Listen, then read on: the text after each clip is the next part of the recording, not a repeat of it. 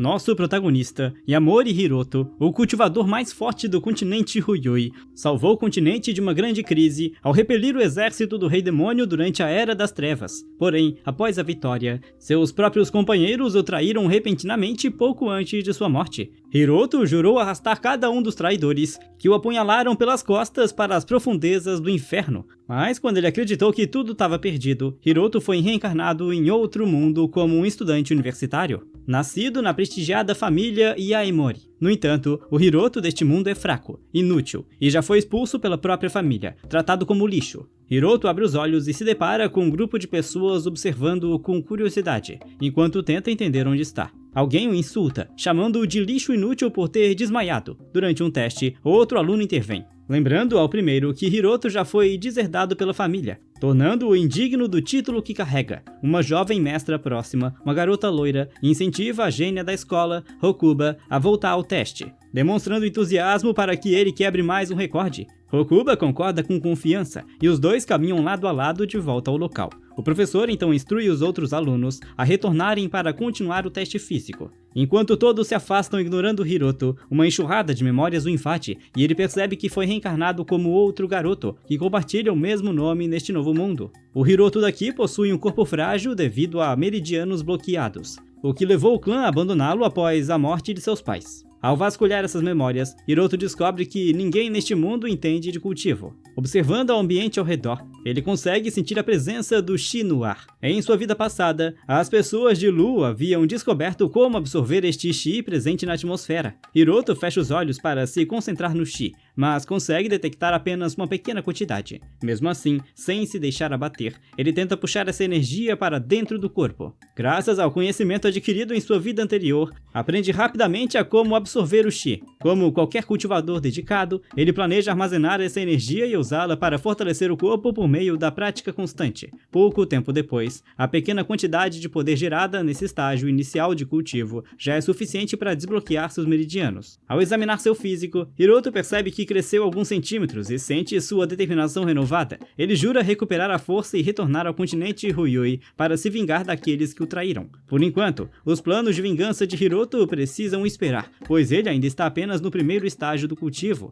e levará algum tempo até que ele volte a ser o mais forte do continente. Para verificar as mudanças de seu corpo e determinar sua força atual, Hiroto decide participar do teste físico da escola. Ele retorna rapidamente ao campo para informar ao professor sobre a sua decisão. Imediatamente, os alunos começam a zombar dele por tentar interromper a vez de Hokuba. Aparentemente, Hokuba é o favorito da escola e também recebeu uma recomendação para uma prestigiosa universidade de educação física. Hokuba se junta aos outros estudantes para zombar de Hiroto. Eles o chamam de lixo sem orgulho. Hiroto ignora todas as provocações, aceitando que sua força atual já está muito além da de um humano comum. Um dos alunos lembra que todos desistiram da corrida, pois ninguém quer competir contra Hokuba. Pouco depois, Hiroto e Hokuba sobem na pista, prontos para competir um contra o outro. Assim que o tiro de largada é disparado, Hokuba sai disparado sem hesitar. Em contraste, Hiroto começa a contar calmamente, dando propositalmente uma vantagem ao chamado garoto prodígio. Os outros alunos caem na gargalhada mais uma vez,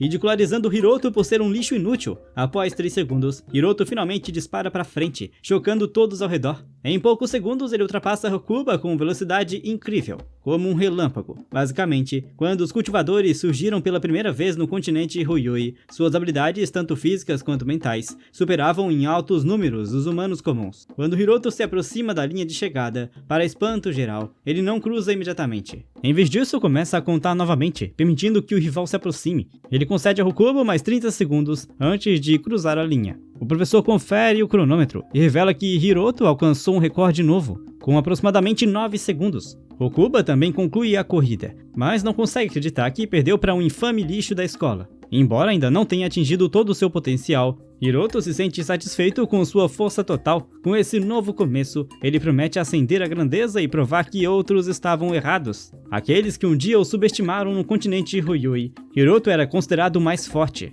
e em cerca de 50 segundos de treinamento, superou inúmeros especialistas. Ele alcançou o 7º estágio de cultivo aos 65 anos, tornando-se o cultivador mais poderoso do continente. e agora está preso neste corpo inútil. Hiroto planeja usar medicamentos especiais para acelerar seu cultivo, mas ao verificar os preços, descobre que custa uma fortuna, e o dono original deste corpo era um perdedor sem dinheiro. Hiroto quer fabricar e vender talismãs, mas não possui nem dinheiro suficiente para materiais de baixa qualidade. Sem querer desistir de seu plano de vingança, ele jura encontrar uma forma de ganhar dinheiro. Enquanto ainda pensa em como fazer isso, Okuba, o capitão do clube de atletismo, junto com seus capangas, o encurrala no banheiro. No grupo de valentões também está Haru, o capitão do clube de boxe. Okuba informa Hiroto de que, por causa da exibição que ele fez na pista mais cedo, terá que pagar adiantado a taxa de proteção exigida. Pelas memórias, Hiroto se lembra de que eles sempre extorquiam dinheiro do dono original do corpo, apenas na semana passada. Okuba, Haru e Akira o haviam encurralado para cobrar dinheiro sob o pretexto de taxa de proteção.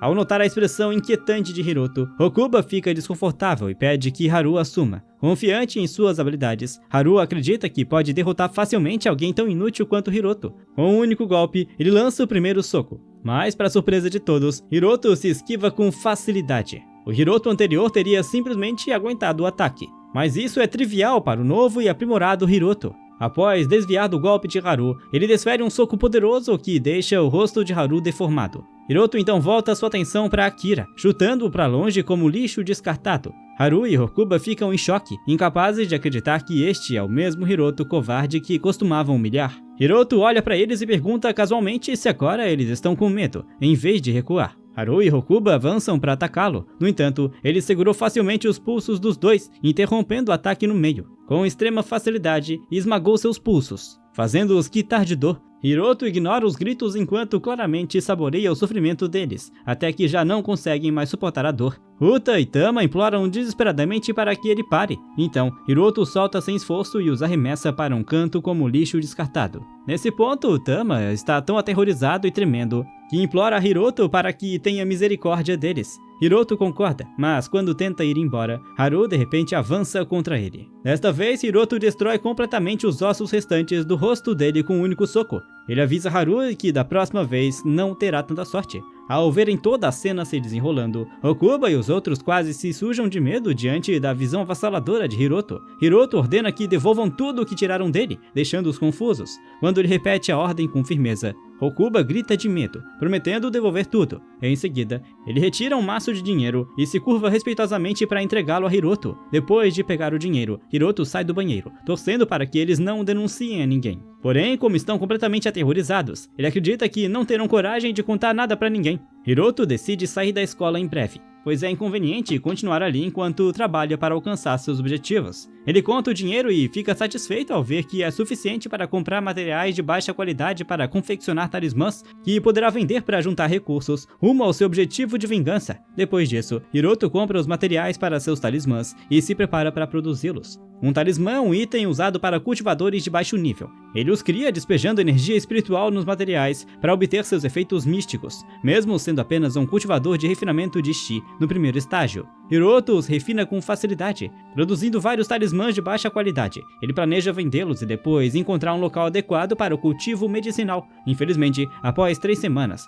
Hiroto ainda não consegue vender sequer um talismã. Ele encontrou um canto na rua para expor os produtos, mas as pessoas o olhavam com desprezo. Durante sua corrida matinal, Hiroto encontra um cachorro gravemente ferido na rua. Ele usa um de seus talismãs de cura no animal, para testar o efeito. Assim como esperava, o cachorro se recupera imediatamente de todos os ferimentos. O animal abana o rabo e late feliz para Hiroto, mas de repente fica agressivo quando 2 pessoas se aproximam discutindo. Um deles é Shou, o único filho da família Wada, e a outra é uma garota chamada Shizuru, filha da família Suga. Eles parecem estar procurando e discutindo por causa de um cachorro. Eles tinham visto o animal se envolver em um acidente mais cedo, mas Shou não se importava se ele tivesse morrido. Shizuru, por outro lado, queria encontrá-lo e levá-lo para o hospital. Logo, ela para de discutir ao ver o cachorro nos braços de Hiroto, aparentemente estando muito saudável. Shizuru corre rapidamente até ele, perguntando-se como o cachorro parecia bem quando estava coberto de sangue poucos momentos antes. Ao observar a bolsa dela, Hiroto percebe que eles podem estar indo no hospital visitar alguém. Ele aproveita a situação para mostrar o talismã que usou no cachorro.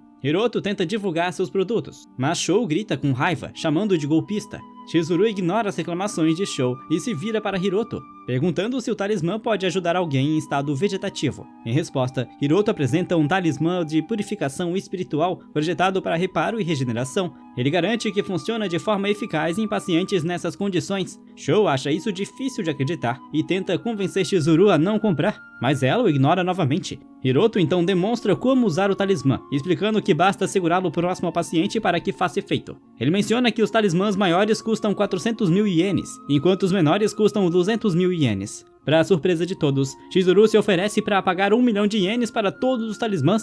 Furioso, Shou avança contra Hiroto exigindo que ele vá embora. No entanto, antes que possa atacá-lo, Hiroto segura o pulso de Shou e o torce dolorosamente, avisando para recuar e parar de interferir. Apesar das tentativas de Shou, ele não consegue se soltar do aperto de Hiroto. Após um momento, Hiroto arremessa de lado com facilidade e retorna à negociação com Chizuru. Depois que o acordo é finalizado, ele explica a função de cada talismã, dizendo que o amarelo oferece proteção, enquanto o vermelho lança uma bola de fogo. Antes de partir, Hiroto expressa a esperança de que ela nunca precise usar os talismãs vermelhos e amarelos. Chizuru agradece feliz e pergunta o nome dele. Enquanto se afasta, Hiroto diz seu nome antes de ir embora, com um cachorro seguindo ao seu lado. Shou, já recuperado da agressão, retorna às suas reclamações sobre Chizuru ter caído em um golpe absurdo. Embora confie nas palavras de Hiroto, Chizuru continua se agarrando à pequena esperança de que aquilo possa ajudar sua mãe a recuperar a consciência. Enquanto isso, Hiroto retorna, sentindo-se satisfeito por ter conseguido vender todos os seus talismãs com o dinheiro ganho.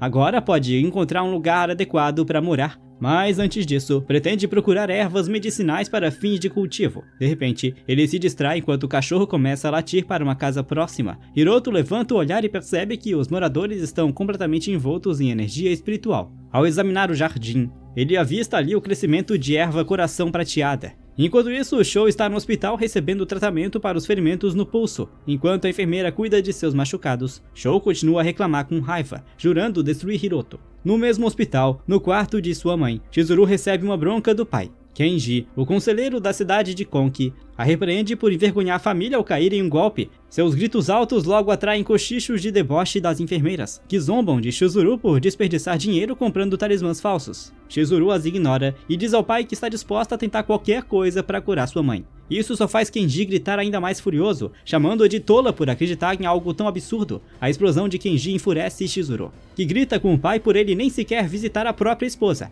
Ela o culpa por ter demorado a levá-la ao hospital, o que faz com que ela entrasse em coma. Kenji, sem conseguir responder, fica completamente abalado pelas palavras da filha. Chizuru continua dizendo que o pai simplesmente passaria para a próxima mulher quando sua mãe morresse. Kenji fica furioso e quase lhe dá um tapa, mas para no meio do movimento. Ele se vira para sair, expressando sua decepção com o quanto ela se tornou insolente antes de ir embora. Ele informa que uma enfermeira virá para desligar os aparelhos de suporte de vida de sua mãe. Chizuru protesta contra a decisão e, segurando a mão da mãe, pressiona o talismã contra ela. De repente, uma luz intensa irrompe do talismã. Para seu choque, sua mãe passa a mão em seu cabelo, chamando o nome de Chizuru. Tudo isso também chama a atenção de Kenji. Justamente quando ele estava prestes a sair, a mãe de Chizuru, Yoko, olha para a filha e comenta como ela ficou mais magra. Kenji então sai correndo do quarto para chamar um médico assim que chega ao corredor. Ele grita a plenos pulmões, informando feliz a todos que sua esposa despertou. O médico e a enfermeira, chocados, entram rapidamente para realizar alguns exames em Yoko. Após os exames, o médico informa que Yoko deverá voltar à sua vida normal em menos de 2 anos. Chizuru mostra o talismã e explica que foi ele quem curou sua mãe, mas o médico se recusa a acreditar. Shou também chega para presenciar a comoção e acha tudo inacreditável. O médico ordena que a enfermeira entre em contato com o premiado professor Suzuki para exames adicionais, ainda incrédulo. Shou começa a enxergar a possibilidade de ter estado completamente errado sobre Hiroto. Ignorando todos os céticos na sala, Chizuru e sua mãe se abraçam felizes. Ao olhar para os talismãs restantes, Chizuru promete retribuir Hiroto, se algum dia o encontrar novamente. Enquanto isso, Hiroto conseguiu se mudar para casa, envolta em uma energia espiritual. Ele olha ao redor satisfeito com seu progresso rumo ao retorno ao continente Luo para destruir todos aqueles que o traíram, com determinação renovada. Hiroto jura nunca perdoar os traidores. Ele acredita que o dia de sua vingança só chegará mais rápido quando alcançar o estágio 11 de refinamento de Chi. Para chegar a esse estágio, ele precisa adquirir uma fonte espiritual e materiais espirituais para ajudá-lo a alcançar o título de cultivador mais forte. Mais tarde naquela noite, Hiroto reflete sobre como aumentar o seu cultivo. Pelo que percebe, ele consegue sentir a energia espiritual deste mundo se esvaindo gradualmente. Se essa energia desaparecer por completo, ele não poderá mais cultivar. Hiroto se pergunta como pode encontrar um local ou item rico em energia espiritual para ajudá-lo a sair da situação atual. Ele estava preocupado em encontrar uma fonte espiritual ou materiais espirituais, mas de alguma forma teve sorte ao encontrar a erva coração prateada crescendo no jardim. Essa planta é basicamente considerada um material espiritual e, ao contrário das ervas medicinais comuns, pode ser usada para refinar elixires capazes de aumentar o cultivo. Hiroto acredita que refinar as bagas desta planta em uma pílula pode ajudá-lo a alcançar o segundo estágio de cultivo. No entanto, ele teme que até o menor erro no refinamento da pílula possa arruinar todo o seu progresso. Sem querer esperar por situações inesperadas, Hiroto decide começar a treinar imediatamente para se manter preparado para o dia seguinte. Ele sai para tentar vender mais algumas talismãs, pois refinar pílulas de cultivo é caro demais. Hiroto segue cuidando de sua própria vida,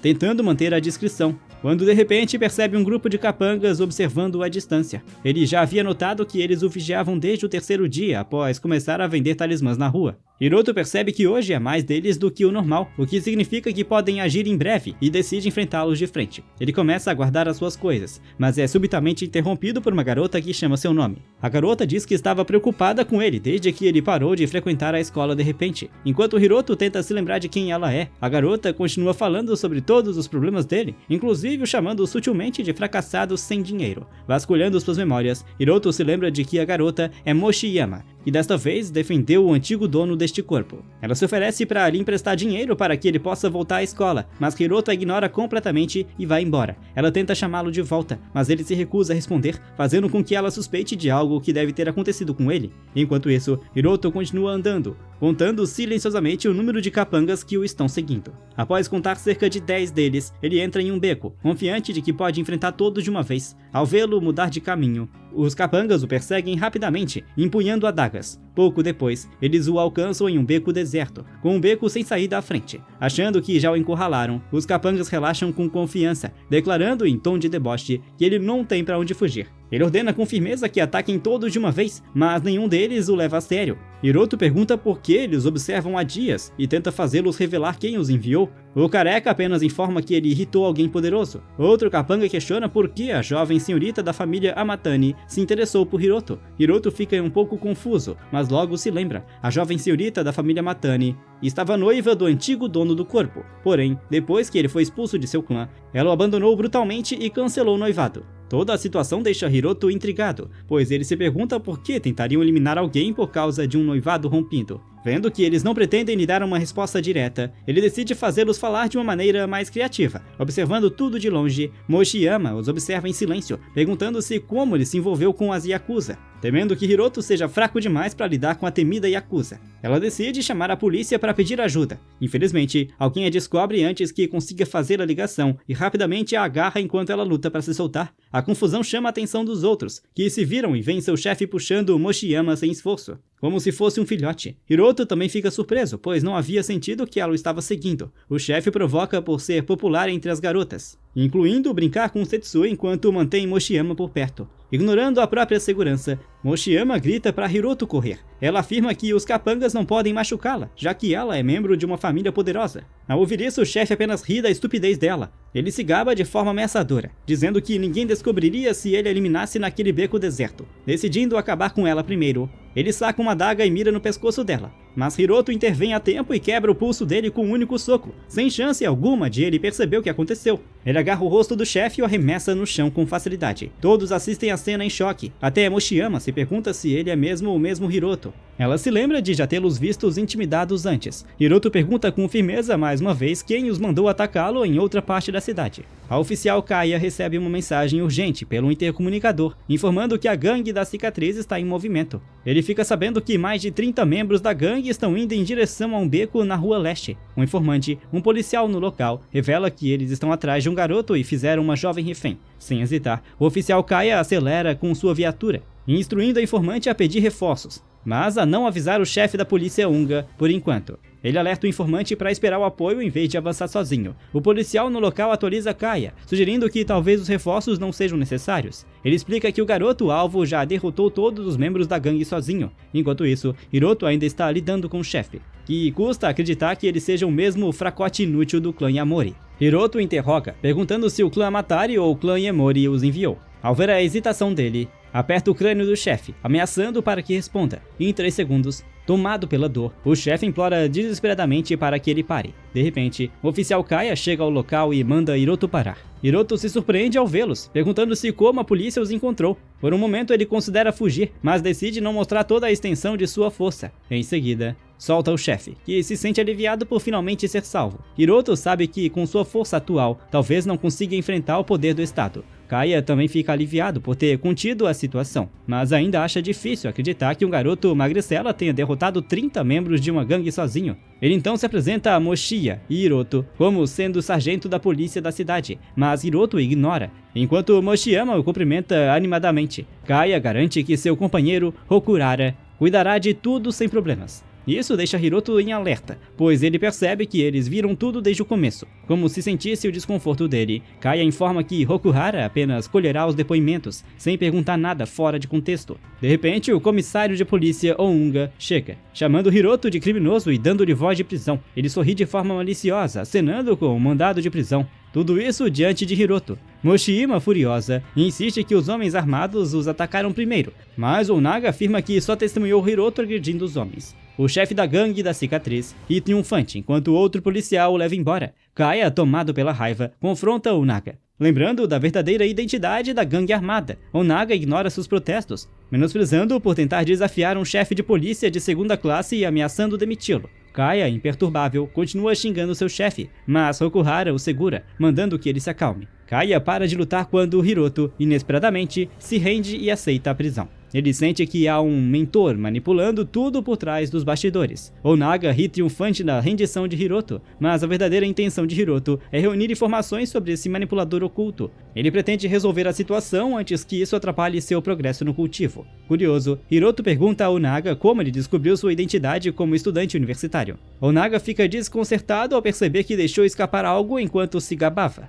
Hiroto o chama de capacho e se oferece para ajudar a eliminar o verdadeiro mentor. Onaga finge inocência, alegando que não sabe de nada sobre qualquer mentor. Quando se vira para sair, Hiroto revela um botão, deixando Onaga em choque, perguntando-se quando Hiroto teve tempo de arrancá-lo. Enquanto o policial algema seu pulso, Hiroto avisa casualmente a Onaga que da próxima vez ele vai tirar mais do que apenas um botão. Onaga considera isso um desrespeito e jura se lembrar disso na cela da prisão. Um oficial chama a atenção de um prisioneiro lá dentro, informando que o alvo chegará em breve. Ele diz ao prisioneiro de aparência feroz que sua missão é eliminar o alvo. Momentos depois, Hiroto é escoltado para a mesma cela, e pela expressão no rosto dos guardas, ele percebe que pretendem linchá-lo, mas Hiroto não se preocupa. Logo ele nota o prisioneiro contratado para o serviço, que o observa em silêncio de um canto por um momento. Hiroto se pergunta se esse estranho também é o mentor por trás da armadilha, antes mesmo de conseguir pensar melhor. O prisioneiro se levanta lentamente e começa a divagar sobre justiça e destino, reclamando de alguma bobagem moralista. Ele se apresenta como Funaki e admite abertamente que foi pago para eliminar Hiroto, claramente se divertindo com isso. Funaki diz a Hiroto que não deve resistir e aceitar seu fim em silêncio. Hiroto dá um passo à frente, imperturbável, e pergunta calmamente quem o contratou desde que entrou na cela. Ele já havia sentido algo estranho, era o prisioneiro, irradiando uma aura chamada Shi. Sem hesitar, Funaki ataca, com Hiroto se preparando para mandá-lo para o além. Para seu total choque, Hiroto desaparece no ar no exato momento em que o golpe se aproxima. No instante seguinte, Hiroto reaparece ao lado dele e o esmaga contra o chão com um único golpe de palma. Ele afirma com confiança que o mais fraco ali é Funaki, recusando-se a recuar. Funaki agarra seus calcanhares e o lança no ar, mas isso não causa dano algum. Hiroto aterriza com facilidade. Funaki finalmente percebe que pode ter subestimado seu oponente, mas isso não o impede de continuar se gabando. Ignorando a tagarelice dele, Hiroto avança rapidamente e o derruba com um único soco. Funaki fica chocado com o poder esmagador do golpe, sem sequer ter tempo de recuperar a compostura. Hiroto desce de cima para aplicar o golpe final. Funaki tenta bloquear o ataque, mas o chute de Hiroto é poderoso demais. Ainda sem aprender a lição, Funaki avança furioso contra ele novamente. Infelizmente para ele, Hiroto desvia do ataque com facilidade. Em seguida, desfere um soco poderoso no abdômen de Funaki, destruindo-o completamente. Desta vez, Funaki parece ter percebido a enorme diferença de força entre eles, encolhendo-se em um canto, sem entender o que acabou de acontecer. Hiroto não pretende deixá-lo ir e se impõe sobre ele com uma aura pesada e aterradora. Ele imediatamente esmaga a cabeça de Funaki contra o chão, exigindo o nome do mestre por trás das cordas. Hiroto também quer saber onde ele conseguiu o Shi. Enquanto isso, Onaga está em seu escritório, ainda abalado pelo confronto de Hiroto. Ele grita ao telefone, exigindo saber que tipo de monstro enviaram contra ele. O interlocutor, chamado Hashimoto, garante que Hiroto é apenas um lixo fraco abandonado pelo clã Yamori. Onaga fica um pouco aliviado ao ouvir isso e espera que consigam eliminá-lo sem confusão. Hashimoto assegura com confiança que enviou agitadores vindos de Ryugia para cuidar dele. Além disso, promete recomendar Onaga ao Lord Soma para uma promoção. Como chefe distrital da polícia, Onaga concorda e lembra Hashimoto de não esquecer essa promessa, mesmo na cela de prisão. Funaki permanece em silêncio, recusando-se a revelar qualquer segredo, apesar de suportar espancamentos severos. Hiroto admira a disciplina dele. Funaki diz a Hiroto que o subestimou, o que leva Hiroto a se perguntar se existem outros cultivadores no mundo. Funaki relembra seu encontro com o velho monge da Ryugia, alguns anos atrás, que conseguia manipular o Chi com facilidade para partir uma árvore ao meio. O monge lhe deu uma garrafa de água divina, instruindo-o a diluí-la antes de usar. Após seguir essas instruções por vários anos, o corpo de Funaki se transformou em algo extraordinário. Com base nessa história, Hiroto percebe que a água divina mencionada por Funaki provavelmente é Chi, ou líquido espiritual. Ele considera a possibilidade de também encontrar uma fonte espiritual em Ryugia. Basicamente, fontes espirituais se formam em áreas com alta concentração de energia espiritual. Com o tempo, essa energia se transforma gradualmente em um líquido espiritual, até criar uma fonte.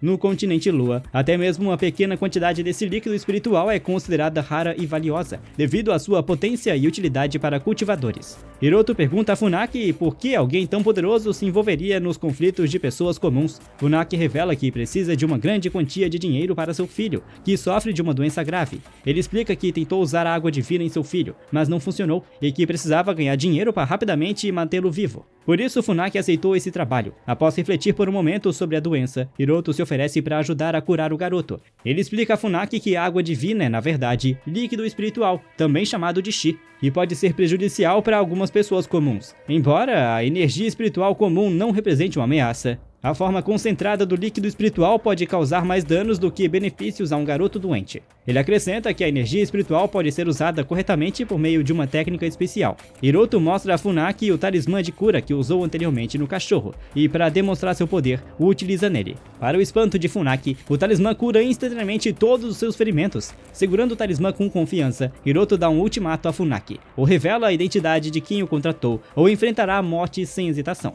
Funaki revela que foi contratado por alguém chamado Hashimoto. Hashimoto, dono do clube Kouzan, acaba de encerrar uma ligação com Onaga, exibindo um semblante alegre. Ele se volta para uma garota machucada e amarrada diante dele, e pergunta se ela gostaria de comer ou beber algo. Incapaz de responder, ela apenas chora e se debate. Hashimoto se aproxima, força a boca dela a se abrir e arranca um dente com uma pequena tesoura. Enquanto a garota grita de dor, ele ri de forma maníaca. A sessão de tortura é interrompida quando um mordomo entra para informar que o Lord Soma deseja uma atualização sobre a situação envolvendo Hiroto. Satisfeito com seu brinquedo, Hashimoto diz casualmente ao mordomo que alguém já estava cuidando do problema. Ele planeja visitar a delegacia para verificar o andamento, pois já considera Hiroto um caso encerrado. Em seguida, ordena ao mordomo que tranquilize o Lord Soma e peça que aguarde suas boas notícias. De volta à prisão, Hiroto e Funaki parecem ter chegado a uma trégua. Em gratidão pelo talismã de cura, Funaki presenteia Hiroto com um pingente contendo líquido espiritual concentrado. Isso anima Hiroto, pois mesmo uma pequena quantidade espalhada sobre a grama prateada faria brotar frutos instantaneamente. Ao processar esses frutos em pílulas de Chi, ele poderá avançar rapidamente para o segundo nível de cultivo. Ele agradece a Funaki, que o alerta de que Hashimoto continuará caçando. Funaki adverte que raramente alguém cai nas armadilhas de Hashimoto e sai ileso. Sem se abalar com o aviso, Hiroto declara com confiança que cuidará de Hashimoto. Enquanto isso, Chizuru chega à Universidade Neumi em busca de Hiroto. Ela havia visto sua foto e descoberto que ele era o infame lixo descartado do clã Yamori, então rastreou até a escola. Chizuru ainda não consegue acreditar que Hiroto seja um aluno mais novo em sua universidade. Ela segue rapidamente para a sala do reitor para saber mais sobre ele. O presidente da universidade Nerra é, por acaso, o tio de Mochiyama. Dentro do escritório, Mochiyama está envolvida em uma discussão acalorada com o presidente Jin. Ela quer que ele ajude a salvar Hiroto, mas Jin não pretende se envolver em uma confusão dessas. Mochiyama, porém, se recusa a recuar, culpando-se pela prisão de Hiroto e por seu envolvimento com policiais corruptos. Ela tenta defender seu ponto enquanto Kumono, o instrutor da universidade, tenta segurá-la. Ele garante a Mochiyama que Hiroto será solto em breve. Nesse momento, todos se viram ao ver Chizuru chegando. Ela pergunta imediatamente se estão falando de Hiroto. De volta à delegacia, Kae está fazendo um escândalo no escritório de Onaga, acusando-o de práticas corruptas. Eles vêm perseguindo a gangue da cicatriz há anos, sem progresso algum, mas agora Onaga simplesmente está deixando escapar livremente. Onaga informa calmamente a Kaya que acusar um superior sem provas é um crime grave. Kaya, recusando-se a recuar, afirma furiosamente que o chefe está planejando algo suspeito por trás dos bastidores. Infelizmente, ele não tem provas para sustentar suas acusações. Quando os dois estão prestes a se encarar em silêncio, Mochiyama e Chizuru invadem o escritório, com Rokuhara logo atrás, tentando impedir a situação. Mochiyama aponta furiosa para o chefe, dizendo a Chizuru que ele foi quem acusou Hiroto falsamente. Onaga observa Chizuru em silêncio, refletindo sobre a identidade dela a partir das informações que recebeu. Hiroto não tem apoio significativo de nenhuma família poderosa. Convencido de que Hiroto não passa de lixo, ele afirma com confiança que não podem libertar um criminoso, suspeito de roubo e agressão. Kaya protesta furiosa contra as acusações, exigindo saber quando tudo isso teria acontecido. Onaga informa que se trata de uma investigação secreta e, por isso, não pode revelar nada a eles. Mochiyama declara indignada que prender Hiroto enquanto solta membros da Yakuza é pura corrupção. Onaga, impassível diante das ameaças dela, a adverte a ir embora ou enfrentar prisão por obstrução da justiça. No momento em que está prestes a fazer uma ligação, Chizuru se senta calmamente, cruza a perna como uma chefe e o desafia a agir. Onaga então ordena que seus subordinados o joguem em uma cela de detenção. Ele anuncia que estão sendo detidos sob suspeita de serem cúmplices de Hiroto. Ele vai além e suspende Kaya por abrigar criminosos. Kaya, como sempre, late em protesto, enquanto Chizuru permanece calma. Ao ouvir Chizuru chamar as acusações de falsas, Onaga ri com satisfação e decide tornar a punição dela ainda mais pesada por insultar um funcionário do governo. Chizuru simplesmente questiona se ele está recebendo algum favor especial de alguém por prender Hiroto, percebendo que o esquema dele está prestes a ser exposto. Ele gagueja, tentando esconder o desconforto diante das perguntas. Chizuru então pergunta se a situação de Hiroto pode ser resolvida com dinheiro. Onaga volta a relaxar e diz que Hiroto acabou assim por irritar pessoas poderosas. Ele acrescenta ainda que Shirui e Mochiyama também terão o mesmo destino. Onaga, sem vergonha alguma, inventa um cenário bastante convincente de como pode simplesmente eliminá-los, incluindo Kaya. Ele se gaba de que pode culpar a morte de Kaya nas garotas e depois atribuir a morte delas à tentativa de derrubar 2 criminosos que agrediram e mataram um policial. Após apresentar um roteiro tão convincente, Kaya e Mochiyama ficam visivelmente abaladas, mas Chizuru permanece indiferente. Para choque de todos, Chizuru pergunta a alguém chamado Diretor Oji, que já estava em ligação com ela, se ele ouviu tudo. O chefe corrupto confirma, e o diretor Oji diz que ouviu tudo, deixando Onaga extremamente apavorado. Chizuru se senta novamente com confiança e pergunta se ele precisa que ela se apresente outra vez. Do outro lado da linha, o diretor Oji lê as acusações contra Onaga e ainda menciona que ele ameaçou um familiar de um membro do conselho. Por todas as suas atrocidades, Onaga é imediatamente suspenso, aguardando interrogatório sobre seus crimes. O diretor Oji também informa que está a caminho do escritório para se juntar a eles. Após assimilar tudo, Onaga afunda na cadeira, ainda abalado, perguntando-se de qual família de conselheiro ele havia se atrevido a ofender. Chizuru então revela que é a jovem senhorita da família Suga, da cidade de Neumi, e é nesse exato momento que Onaga percebe que cometeu um enorme erro. Enquanto isso, de volta à cela da prisão, Hiroto ainda está atordoado com um novo presente de Funaki. A quantidade de líquido espiritual armazenada nele é bem pequena, então ele conclui que só poderia usá-lo uma vez. De repente, seus sentimentos se aguçam ao perceber alguém se aproximando, e Hiroto se vira, surpreso ao ver Chizuru e Mochiyama ali. Nesse momento, Hashimoto descobre que todos os seus planos foram frustrados e, tomado pela fúria, começa a quebrar objetos em sua casa. Ele fica frustrado ao saber que um capanga está à beira da morte, enquanto o outro caminha para a prisão. Depois de destruir alguns vasos, ele pondera seu próximo passo, percebendo que falhar na missão de família pode colocar sua própria vida em risco. Recusando-se a recuar, ele decide enviar seus guarda-costas, em quem acredita ser a pessoa mais adequada para o trabalho. Ele ordena que o guarda-costas traga Hiroto de volta vivo, jurando eliminar o lixo com as próprias mãos. Hiroto agora está de volta em casa e, como sempre, está sem dinheiro. Depois de comprar alguns materiais para refinamento de pílulas, ele imediatamente refina a pílula e a engole sem perder tempo. Após tomar a pílula, ele sente seu efeito incrível quase imediatamente, flutuando no ar e sendo envolto por uma luz dourada. Embora a pílula seja impura, Hiroto fica satisfeito com o efeito, algo especial para um lugar com pouca energia espiritual. Finalmente, ele avança para o segundo estágio do refinamento de Chi, exatamente como tanto desejava. Ele pratica o passo da sombra das nuvens, que não usava desde sua reencarnação, e a velocidade surpreende até o cachorro. Hiroto fica satisfeito com os resultados e afirma com confiança que uma bala não se compara à sua velocidade. Depois disso, ele pensa em como conseguir seu próximo suprimento de líquidos espirituais, já que já usou o que Funaki lhe deu. Ele considera ir até Ryuja para tentar a sorte, mas ir pelo caminho normal é considerado perigoso. Por isso, Hiroto decide contar com um contato local que recebeu de Funaki. No entanto, seu maior problema é o dinheiro. pois só os procedimentos de entrada custariam cerca de 2 milhões de ienes. Nesse momento, um anúncio de televisão de um produto de beleza chama a atenção de Hiroto. Em um mundo onde as mulheres são obcecadas por parecer jovens, ele vê uma oportunidade de lucrar com essa tendência. Ele pega um pacote sobre a mesa, ansioso para usar o seu conteúdo em uma festa próxima. Apenas 5 horas antes, após ser libertado da prisão, ele havia almoçado com Chizuru. Sentado à frente dela, ainda achava difícil acreditar que ela fosse filha de um conselheiro. Após um breve silêncio, ela pediu que ele lhe fizesse um favor, comparecendo a uma festa no edifício Suga para celebrar a recuperação de sua mãe. Esse prédio abriga o maior mercado de cosméticos da cidade, e Chizuru é a proprietária. É essa festa que deixa Hiroto animado para participar. Na noite seguinte, ele chega à festa luxuosa no último andar do edifício Suga, segurando a caixa. Dentro está a pílula Yan, um elixir que ele mesmo refinou. Embora não consiga criar pílulas espirituais em seu nível atual, fabricar elixires como esse está totalmente dentro de suas capacidades. A pílula Yan é um remédio popular e acessível entre os cultivadores do continente Lu. Hiroto planeja vender alguns para as mulheres ricas na festa para ganhar 2 milhões de ienes enquanto observa a multidão. Ele avista Chizuru e sua família e se prepara para atrair suas clientes-alvo. Chizuru está lidando com a tia e o tio, Hoshizu Eno e Hoshizu Shiro, que a pressionam para se casar logo, mesmo ela tendo em torno de 30 anos. Eles a chamam de solteirona e alertam que pode acabar como a velha solteirona da família, Masami. Shiro ainda insulta Masami, chamando-a de inútil. Masami tenta se defender, mas tem dificuldade em encontrar as palavras certas, o que só torna Shiro ainda mais agressivo. Yoko, já irritada, manda Shiro parar. Chizuru lembra de que Masami o criou, assim como a muitos outros, depois que a avó deles faleceu. Mesmo assim, Shiro insiste para que Yoko convença Chizuru a se estabelecer o quanto antes. Yoko, ainda se recuperando de um longo coma, começa a tossir, levando Chizuru a ir verificar se ela tá bem. Apesar do clima tenso, Shiro continua agressivo, chegando a sugerir uma família para Chizuru se casar e advertindo que se ela não se estabelecer, pode acabar virando mercadoria defeituosa. Masami tenta dar sua opinião, mas Shiro a interrompe, acrescentando que nenhum produto cosmético pode devolver sua juventude naquele momento. É então que Hiroto aproveita a chance de se manifestar. Ele critica Shiro por insultar Chizuru,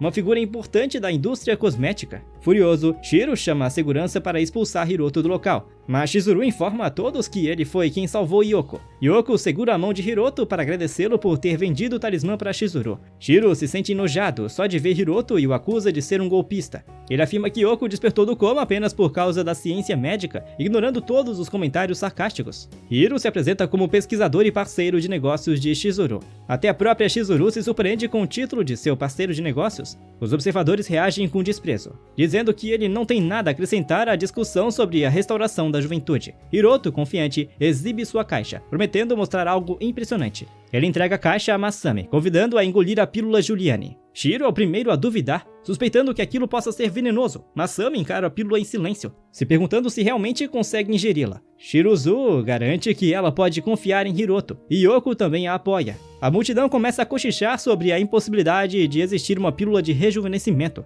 Para encorajá-la, Hiroto sussurra no ouvido de Masami, perguntando se ela não quer recuperar a juventude desperdiçada, pensando em como passou toda a vida cuidando de parasitas ingratos que agora ridicularizam há tanto tempo. Masami decide arriscar, para choque de todos. Ela pega a pílula e a coloca na boca. Todos aguardam ansiosos pelos efeitos do rejuvenescimento, mas após alguns segundos, nada acontece. Shiro cai na gargalhada, zombando de Hiroto e chamando-o de fraude. De repente, a pílula faz efeito, e para choque geral, Masami realmente retorna à sua aparência jovem. Alguém rapidamente pega um espelho para mostrar o resultado, e até a própria Masami fica impressionada com sua aparência restaurada. Assim, a pílula de Hiroto se torna um item disputadíssimo, com senhoras mais velhas se aglomerando imediatamente para pedir uma. Hiroto define um preço de 400 mil ienes por pílula e informa que só possui 10 disponíveis no momento. Ao ouvir isso, uma espécie de leilão começa ali mesmo, com todos tentando oferecer o maior valor. Até Shiro quer dar o maior lance pela pílula. Ele planeja garantir os direitos exclusivos de distribuição, não importa o custo. Eno tenta impedi-lo, mas Shiro grita para ela ficar quieta.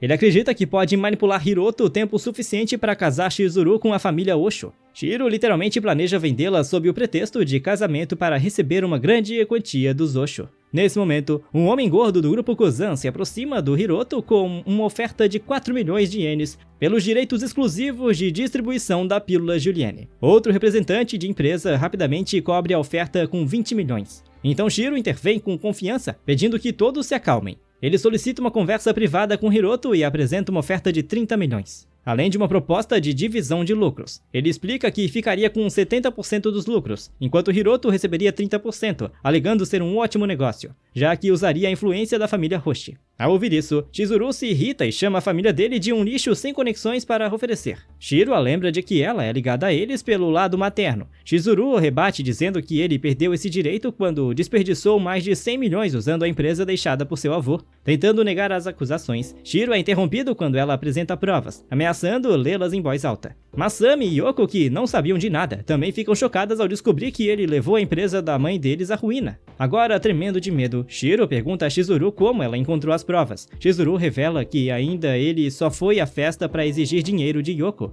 assim como sugou sua avó até o fim. Enxergando claramente seus esquemas, ela declara que não lhe dará um único centavo. Ela também descobriu que ele planeja enganar Hiroto, já que nem sequer possui os 30 milhões de ienes. Completamente derrotado, Shiro cai de joelhos, implorando por ajuda. Sem vergonha alguma, ele pede a Yoko que o ajude a implorar a Chizuru. Yoko, porém, se recusa, expressando claramente sua decepção com ele por ter destruído o legado da mãe delas. Como um típico filhinho da mamãe, ele se agarra à saia de Masami, pedindo que ela intervenha. Por ser o último homem da família, ele tenta usar isso a seu favor, mas Masami, farta deste parasita ingrato, o empurra para o lado e se recusa a ajudá-lo. No fim, Shiro é confrontado justamente pelo grupo de mulheres que sempre desprezou. Chizuru lhe dá um ultimato: ou vai para a prisão, ou vende sua empresa para ela por apenas 1 iene, deixando-o completamente arrasado. Os observadores zombam dele, dizendo que ele merece esse destino. Chizuru então se volta para Hiroto, oferecendo-se para apresentá-lo a um profissional de negócios mais competente. Ela explica que 40 milhões é um preço justo para fechar o acordo e que ele deveria tentar manter 80% dos lucros. Ela o alerta para ficar atento, pois os tubarões desta festa vão tentar se aproveitar dele. Para sua surpresa, Hiroto decide confiar tudo a ela.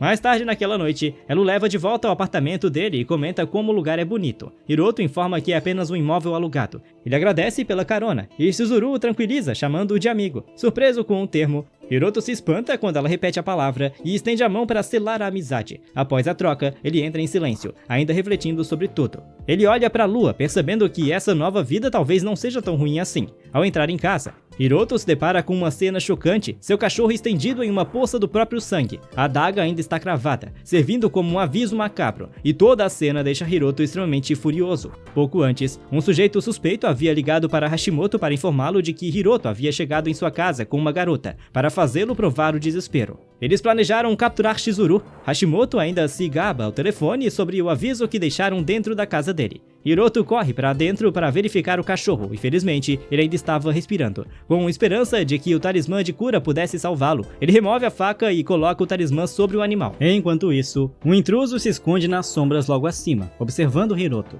De repente, ele salta para atacá-lo por trás, mas, para seu choque, Hiroto desaparece rapidamente com o cachorro e reaparece atrás dele, esmagando o intruso contra o chão com um único chute. Logo, mais assassinos surgem no local. Confusos sobre o que acabou de acontecer, Hiroto afasta o cachorro com cuidado para enfrentá-lo sozinho. Ele os encara com tanta fúria que, sem hesitar, eles avançam. Um deles lembra os outros de manter Hiroto vivo, de acordo com as ordens do comandante. Assim que vem com que facilidade Hiroto derrota um dos homens, os demais param no lugar, horrorizados com o que acabaram de testemunhar. Ignorando o comportamento provocativo do Hiroto, outro sujeito tolo avança imediatamente, apenas para ter o braço despedaçado como uma salsicha. Recusando-se a soltá-lo, Hiroto quebra seu pescoço como se estivesse rasgando um peru de Natal. A essa altura, o resto da gangue já está aterrorizado, então sacam as armas pesadas, planejando incapacitá-lo mirando em seus membros. No entanto, o que esses idiotas não entendem é que Hiroto já é mais rápido que balas, totalmente indiferente aos disparos. Ele se move velozmente como um raio, desviando dos tiros.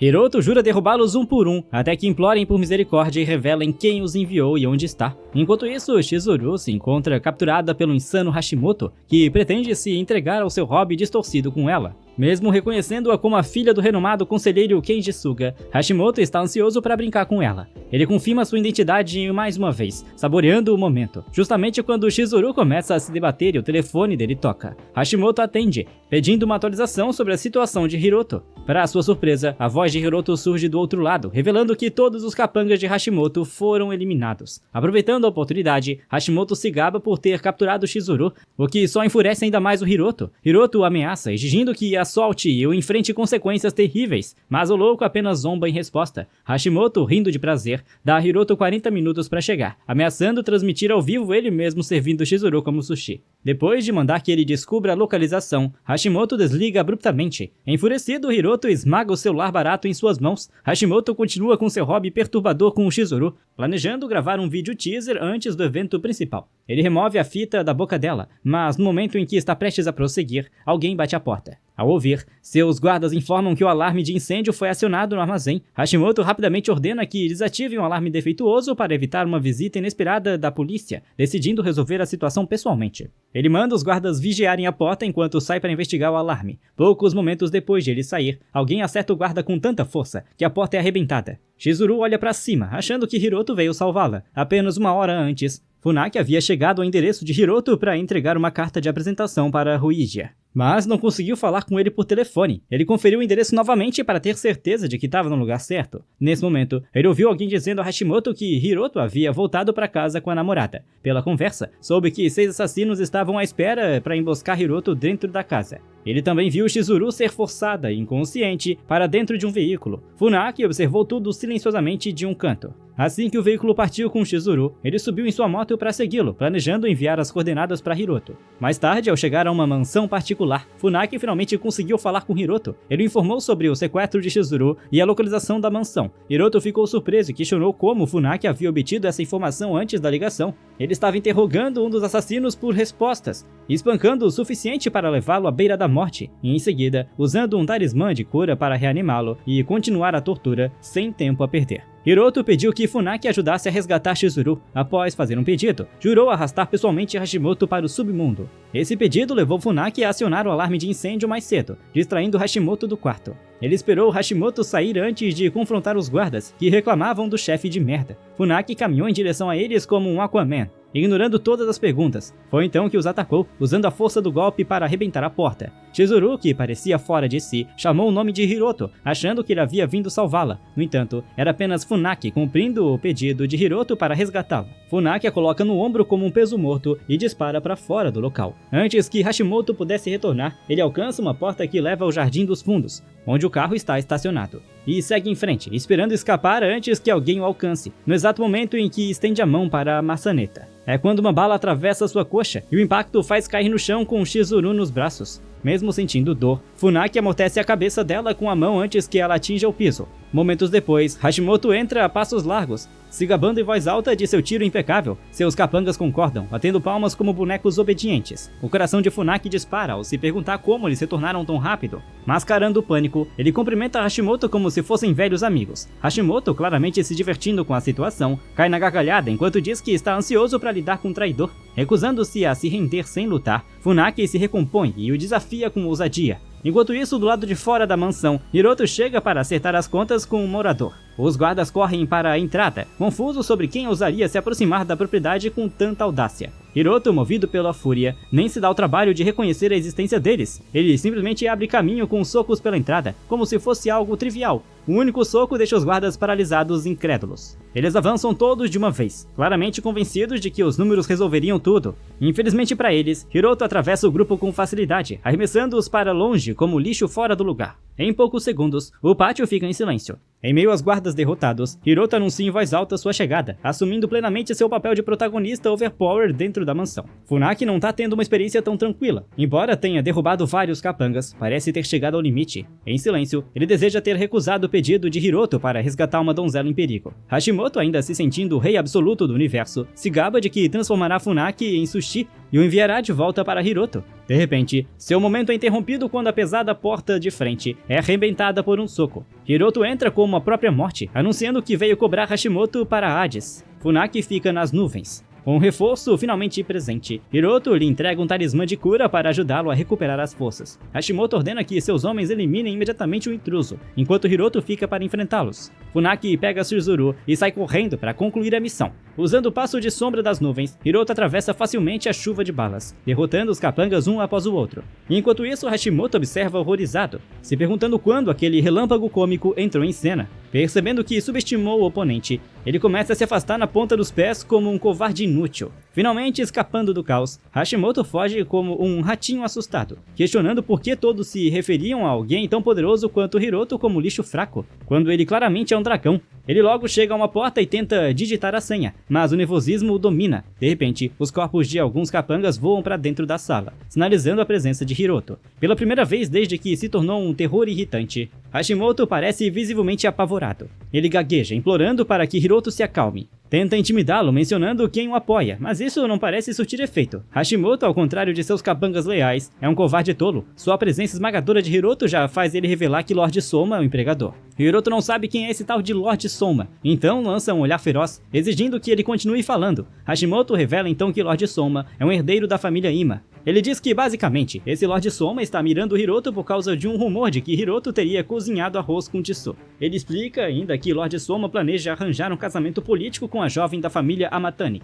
Por isso, eles querem eliminá-lo completamente para evitar qualquer complicação futura. Vasculhando suas memórias, Hiroto não encontra nenhuma lembrança do dono original do corpo, tendo se encontrado em particular com sua noiva. Ele conclui que alguém está tentando incriminá-lo. Após contar tudo, Hashimoto alerta Hiroto para deixá-lo ir ou sofrer as consequências de enfrentar alguém tão poderoso quanto o Lord Soma. Ao ouvir isso, Hiroto deduz que esse Lord Soma deve ser um cultivador. E enquanto isso, Hashimoto continua falando sem parar, prometendo ajudar caso Hiroto o poupe. Infelizmente para ele, Hiroto nunca volta atrás em sua palavra, então acerta um soco tão forte no rosto do palhaço que o impacto arrebenta a porta trancada. Dentro do cômodo, ele encontra algumas garotas mantidas presas pelo lunático. Hiroto quebra imediatamente as correntes delas e deixa sua faca cair no chão. Antes de sair, instrui as garotas a fazerem o que quiserem com Hashimoto, enquanto elas o cercam. Hiroto oferece dinheiro em troca da liberdade, mas elas não têm qualquer interesse nisso. Elas já passaram pelo inferno por causa de seus atos perversos. Com lágrimas de alegria misturadas à dor, elas saboreiam enviá-lo ao mesmo inferno que ele criou. Enquanto isso, Hiroto vai ao encontro de Funaki.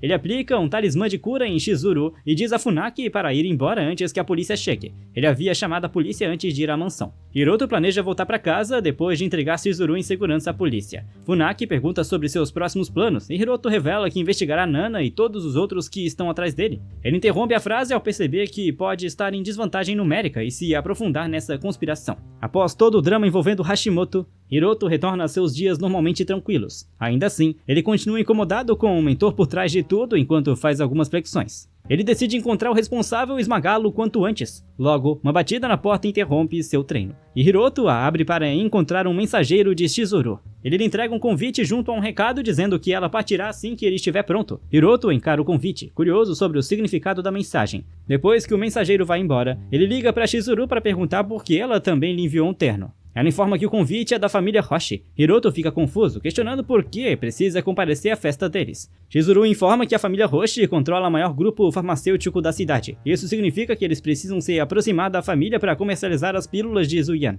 Ela também revela que sua ex-noiva estará presente na festa. Essa nova informação desperta muito interesse de Hiroto. No dia da festa, Hiroto chega com uma aparência bastante elegante. Shizuru discretamente lhe mostra Pierce, o gerente geral do grupo Ace, e a Kaitaro, o presidente do conselho do grupo Kentaka. Ela explica que eles são figurões no cenário empresarial da cidade. Sem entender nada no mundo dos negócios, Hiroto se pergunta se eles também estão tentando se aproximar da família Hoshio. Shizuru acha que a comparação dele é engraçada, o que a faz perguntar por que alguém de uma família poderosa não conhece nem os principais jogadores de poder da cidade. Ela aponta que a maioria dessas pessoas ali está desesperada para criar laços até mesmo com um parente da família Matani. Segundo Shizuru, todos aguardam especialmente a chegada da jovem senhora da família Amatani. Nesse momento, o chefe da família Hoshino, Nana, chega, com um tão aguardado Setsu logo ao seu lado. Hiroto consegue sentir a energia espiritual irradiando dessa ex-noiva notória. Ele a observa discretamente, se perguntando se ela também é uma cultivadora. Muitos pensamentos passam por sua mente, levando-o a questionar se esse mundo possui algum método especial de cultivo que ele ainda não descobriu.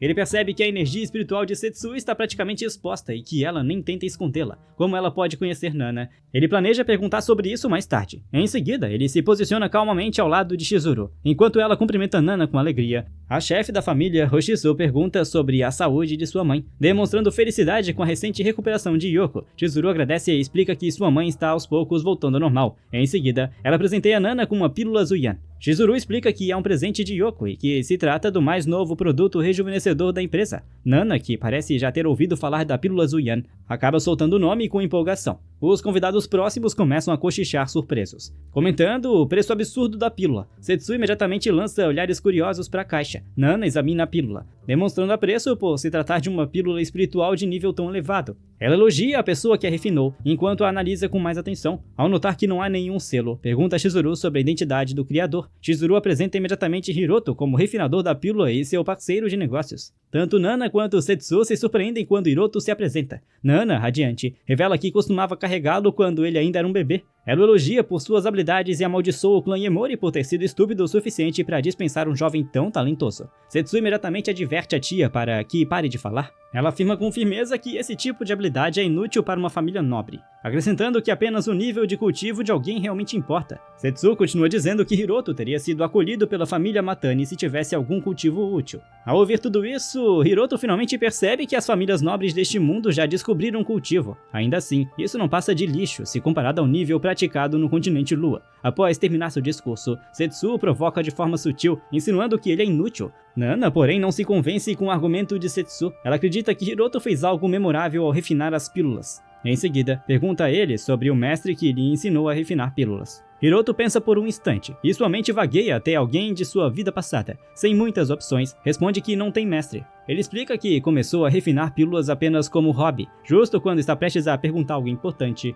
um sujeito barulhento surge desfilando como um pavão em exibição. Desejando um feliz aniversário a Nana, ele chama a atenção dos convidados, que olham curiosos, se perguntando quem ele é. Alguém comenta que o sujeito barulhento é Soma-jo, o herdeiro da família Ima. Um sentimento de apreensão toma conta de Hiro ao ficar cara a cara com seu notório perseguidor. Soando como um babaca presunçoso, Lord Soma troca cumprimentos com Nana de forma pomposa. Seus olhos logo pousam sobre Chizuru, e Nana apresenta a ele. Hiroto observa os olhos gananciosos de Lord Soma praticamente devorando Chizuru com o olhar. Lord Soma então se apresenta a Chizuru e, como um perfeito cavalheiro, estende a mão para cumprimentá-la. Já farta de toda a cena, Hiroto rapidamente segura a mão dele, dizendo que já ouviu falar muito do famoso herdeiro da poderosa família. Lord Soma finge não conhecê-lo. Hiroto pergunta quem ele é, surpreso com a encenação. Hiroto se questiona por quanto tempo Lord Soma continuará fingindo não conhecê-lo, já que, segundo sua investigação, Soma é um cultivador. Hiroto decide testar essa teoria usando sua energia espiritual para provocar qualquer vestígio de cultivo nele. Basicamente, cultivadores podem suprimir essa energia para esconder sua força.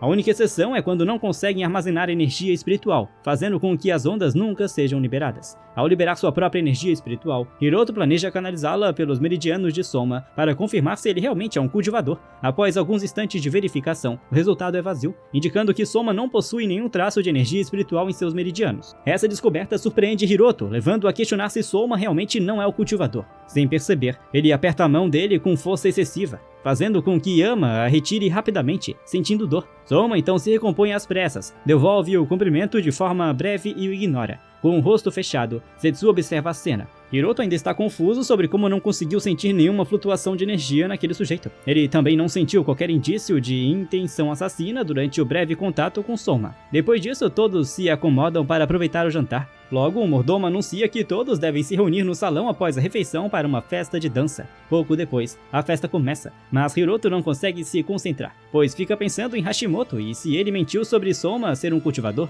Enquanto isso, Chizuru procura Hiroto pelo salão, evitando inúmeros convites para dançar. Alguém chega a cochichar para o último homem que ela rejeita que não há chance alguma de a filha da prestigiada família Suga dançar com alguém. Ele acrescenta que Chizuru é difícil de agradar e que até famílias poderosas têm dificuldade em chamar sua atenção, enquanto o sujeito continua resmungando sobre isso. O amigo dele aponta na direção de Chizuru, praticamente implorando para que ela dê atenção a Hiroto. Todo o cenário de Chizuru o convidando para dançar deixa todos em choque, incluindo Setsu. Em algum lugar do lado de fora, Soma vai até seu carro e antes de entrar, avisa aos guardas que ninguém está autorizado a se aproximar do veículo. Dentro do carro, os guardas conseguem ouvir ruídos estranhos vindo do interior. Eles começam a cochichar entre si, se perguntando por que ele sempre fica sozinho no carro com apenas um de seus guarda-costas. Outro sujeito comenta que todos os guardas pessoais escolhidos por Soma acabam começando a agir de forma estranha, e em alguns casos, chegam até a não reconhecer a própria família. Da conversa deles, é revelado que Lord Soma troca de corpos a cada poucos dias, como se fosse lenços de papel. Além disso, cada guarda-costas substituído costuma agir como uma pessoa completamente diferente.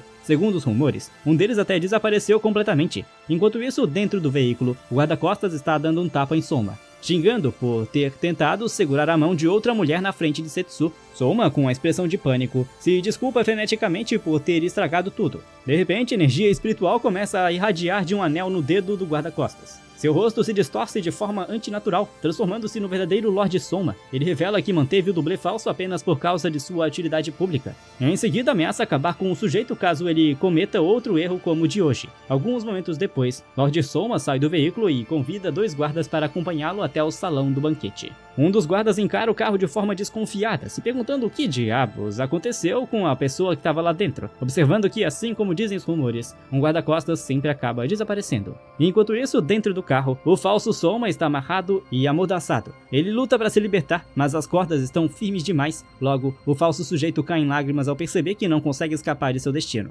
Depois disso, o verdadeiro Soma entra no salão do baile fingindo que não acabou de fazer algo extremamente bizarro no carro minutos antes. Ele chama Setsu com alegria, mas ela está absorta demais pelo ciúme ao ver o seu ex e a nova acompanhante dele dançando juntos. Na verdade, todo o salão parece ter focado em Hiroto e Chizuru. Soma segue o olhar dela para ver o que está prendendo sua atenção. Sussurros se espalham pelo salão enquanto as pessoas especulam sobre a identidade de Hiroto. Eles se perguntam como alguém conseguiu conquistar a notória Rainha do Gelo. Chizuru e Hiroto parecem estar perdidos em seus próprios mundos. A música atinge o auge, levando a dupla completamente às nuvens. Encantada pelo momento romântico, Chizuru elogia Hiroto por ser um dançarino incrível, deixando totalmente sem palavras. Ela continua elogiando, dizendo que ele combina perfeitamente com a energia da atmosfera da festa. Chizuru explica que essa é a única maneira de chamar a atenção da família Hoshizo para os planos relacionados às pílulas de rejuvenescimento. Hiroto fica feliz em chamar a atenção com suas habilidades de dança, já que o antigo dono do corpo havia aprendido dança de salão antes de ser expulso. Combinando essa habilidade com seu senso de equilíbrio vindo do cultivo, Hiroto se torna uma verdadeira fera na pista de dança. Nana, impressionada com o que acabou de ver, pergunta a Setsu se ela sabia que Hiroto sabia dançar. Sempre uma má perdedora, Setsu apenas zomba dele, chamando-o apenas de plebeu inútil.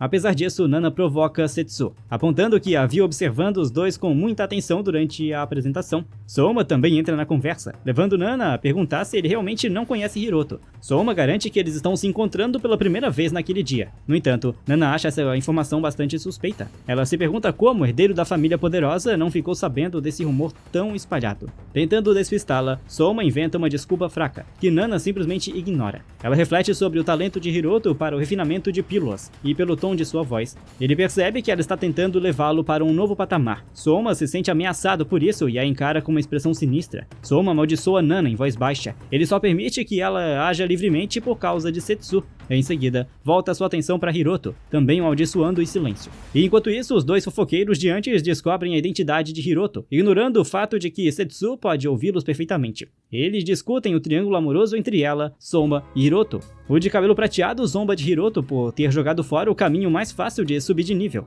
O loiro acrescenta que o único caminho para a redenção do lixo Yamori é bajular Setsu. Eles também especulam que Hiroto deve estar nesta festa para se aproximar dela. Setsu se cansa de toda a conversa fiada e pede licença para sair da mesa. Nana insiste para que ele fique mais tempo, mas Setsu diz que precisa descansar. Em vez de sair discretamente, ela para de repente para confrontar Hiroto. Hiroto, claramente cuidando da própria vida, fica confuso com toda a situação. Ela late com ele como se fosse uma Karen irritada, avisando-o para abandonar suas ideias de usar a influência dela para restaurar a família Yamori. Hiroto fica ainda mais confuso e apenas a encara como se ela fosse uma louca fugitiva. Ela se vira para ir embora, dizendo que ele deveria usar o dinheiro do refinamento de pílulas para cuidar de sua própria vida, em vez de tentar subir na hierarquia usando a influência de uma mulher. Hiroto a questiona calmamente, perguntando qual dos dois realmente precisa desse conselho. Setsu fica ainda mais surpresa quando ele comenta sobre a energia espiritual instável dela. Ele já havia notado antes como ela estava vazando por falta de controle. Segundo Hiroto, ela provavelmente forçou a absorção de energia espiritual para acelerar seu cultivo. Ele alerta que métodos tão imprudentes só prejudicam o corpo a longo prazo. Observando atentamente, Hiroto afirma que, de forma direta, que o corpo dela já atingiu o limite. Ainda olhando para ele de cima, Setsu se pergunta como alguém como ele consegue analisar a sua situação com tanta precisão. Hiroto então revela que pode ajudá-la a resolver o problema, mas Setsu se recusa a acreditar nele. No entanto, ele não se incomoda, pois é ela quem tem a perder, caso escolha não acreditar nele. Zou se esconde de medo quando ele alerta de que o tempo dela pode estar se esgotando. Ele se aproxima, oferecendo fazer um acordo se ela puder entregar algo à Soma por ele. Enquanto isso, Soma, fervendo de raiva, observa os dois à distância. Após a festa, Chizuru e Hiroto encontram Nana, que demonstra interesse na pílula. e os convida para uma conversa privada. Eles caminham juntos pelo jardim e Hiroto a pressiona para saber quais são suas verdadeiras intenções. Nana ri baixinho e pede que ele a chame de tia. Hiroto se recusa, já que não é mais membro da família Iemori. Ao ouvir isso, ela comenta que ele e Setsu são parecidos. Nana conta que Setsu também perdeu os pais e acabou se tornando uma marionete da família Amatani. O tio dela é um manipulador por trás de tudo,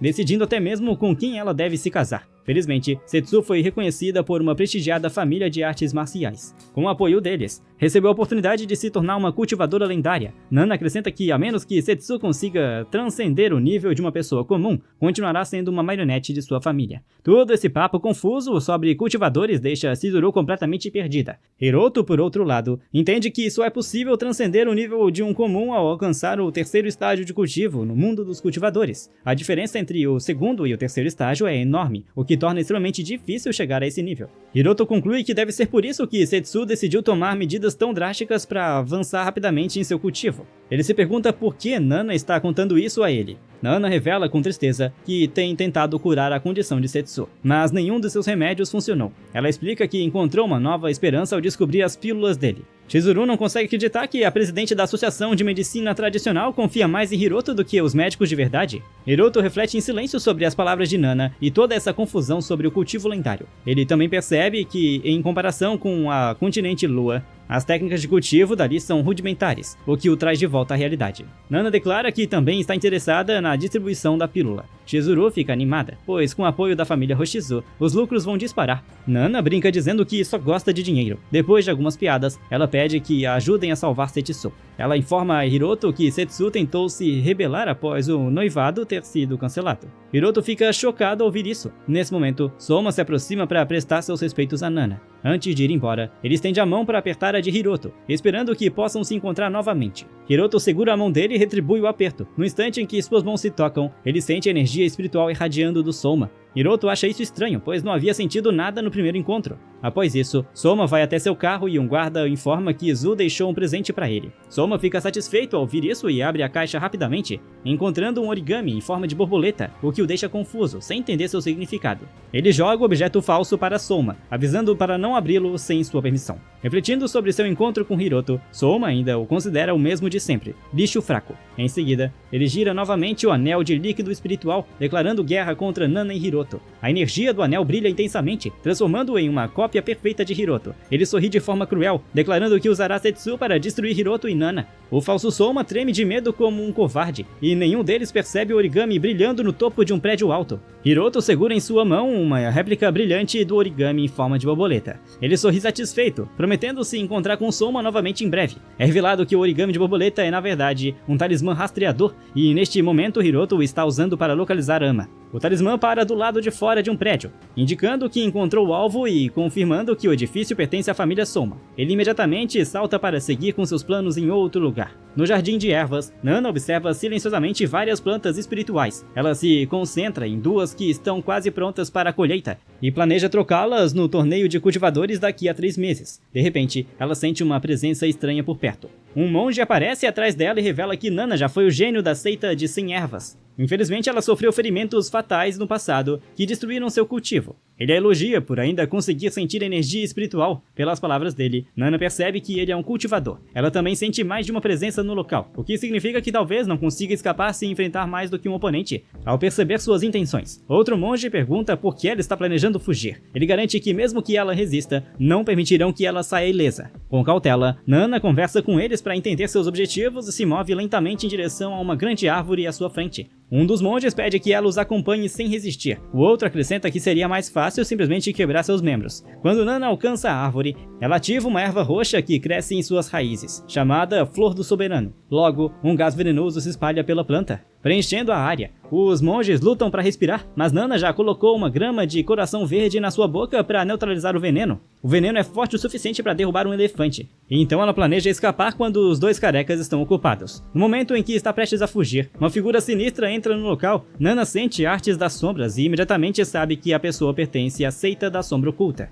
A sombra se estende e imobiliza enquanto a figura se aproxima. Ele confirma que é da mesma seita que destruiu a seita das 100 ervas. Nana se debate e exige saber quem ele é. Ela diz que esse dia ainda não deveria ter chegado e que não havia motivo para a seita da sombra ter revelado agora. Então ela se vira e congela, pois quem está diante dela é Hiroto. No entanto, trata-se apenas de Souma disfarçado de Hiroto. De volta ao prédio da família Souma, Hiroto se esconde nas sombras enquanto os guardas saem para a troca de turno. Eles discutem sobre o que comer e brincam se Souma estaria desfrutando de alguma refeição premium lá dentro. Assim que eles vão embora, Hiroto aparece usando o passo da sombra das nuvens. Ele ativa o talismã rastreador para confirmar que chegou ao quarto de Souma. Dentro, o falso Souma serve um ramen frio enquanto assiste a uma gravação antiga de si mesmo, perguntando-se como sua vida chegou a esse ponto miserável, sendo tratado como um servo inútil apenas para se parecer com Souma, o que o levou ao limite.